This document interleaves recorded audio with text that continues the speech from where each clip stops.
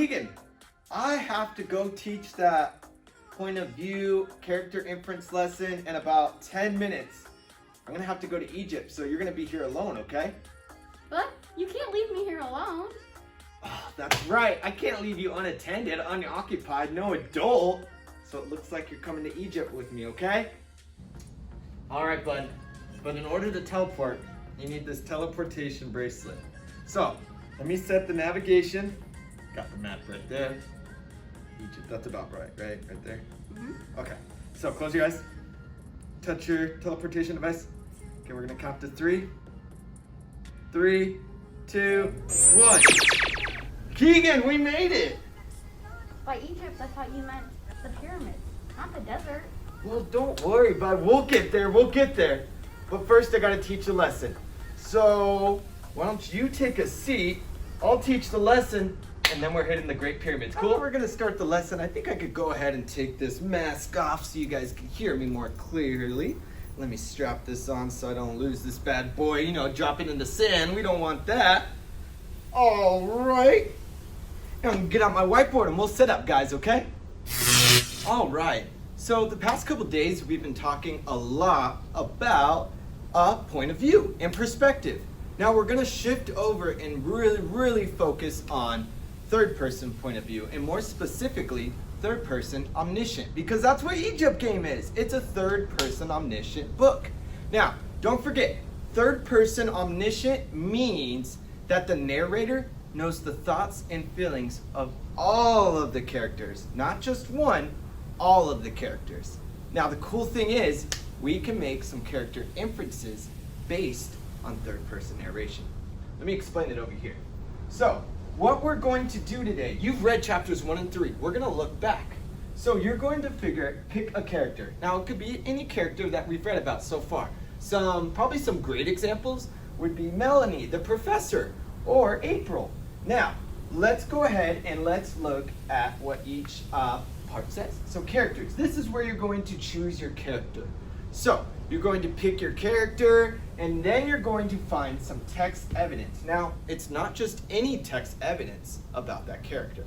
What you're going to actually find is text evidence of the narrator explaining how April or Melanie or the professor feels. So you're going to pull a direct text evidence about the narrator explaining how a character is feeling or thinking.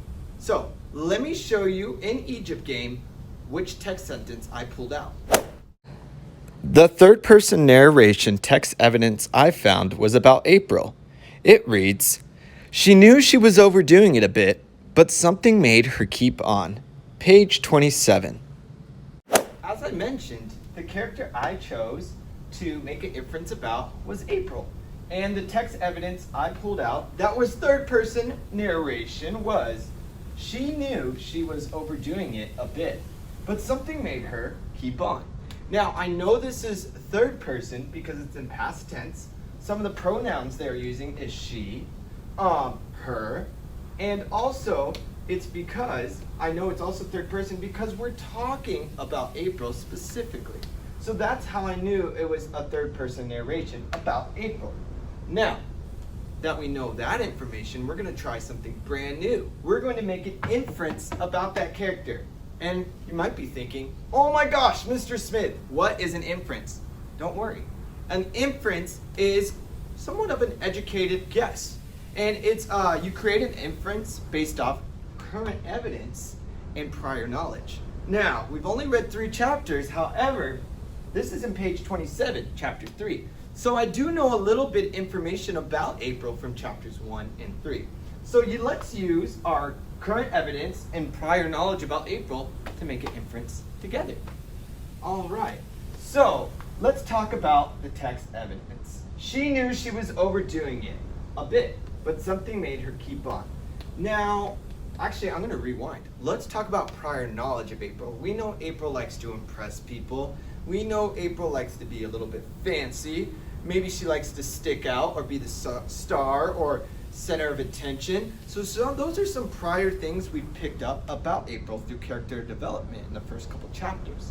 So we're going to use that with this text evidence sentence. She knew she was overdoing it a bit.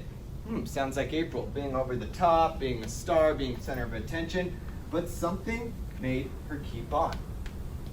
What can we infer about April? How about this? April wants to sound interesting and exciting. That's what I'm inferring about April.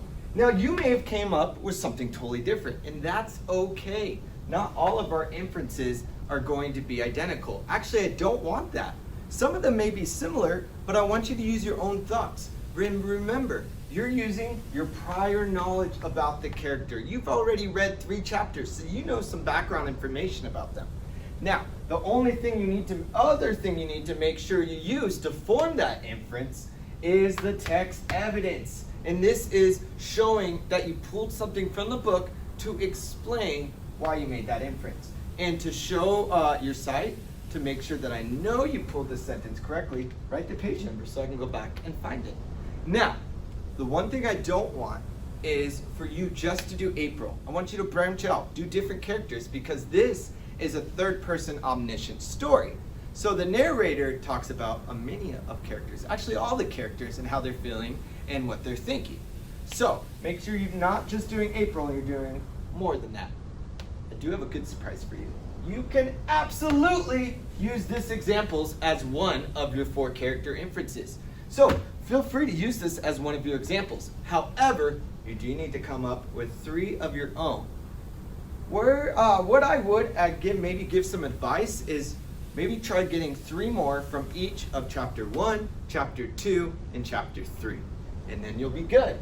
Now, what you'll do after those character inferences is vocab. However, you did the vocab yesterday. It was on 2 different assignments. So cross that vocab out on that worksheet, and all you have left to do is the reading comprehension questions. There is 1 question per chapter, so 3 questions total on that worksheet. Now, really important thing, restate the question. That's how you have a complete answer, folks. All right, let me pack this up. Time to put the mask back on. Gotta stay safe, right? Keegan, dude, finish the lesson. Let's go to the Great Pyramid. Yay! Woohoo! Oh, Mr. Smith, there's a dust storm coming. Oh no, it totally is. Well, I brought these different masks, and I brought you a hat too. So here, put it on top of that mask too. I'm gonna put mine on top. So just like this, we should be good here. All right, you definitely need a hat. Oh, I got a hat right here for me. So, okay, because we're taking a walk.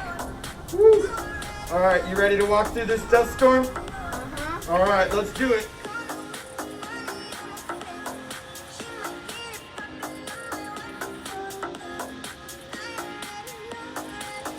Woohoo! It's the Great Pyramids! We made it! All right, well, me and Keegan are gonna go have some fun exploring the pyramids. You have fun doing your assignment. See ya!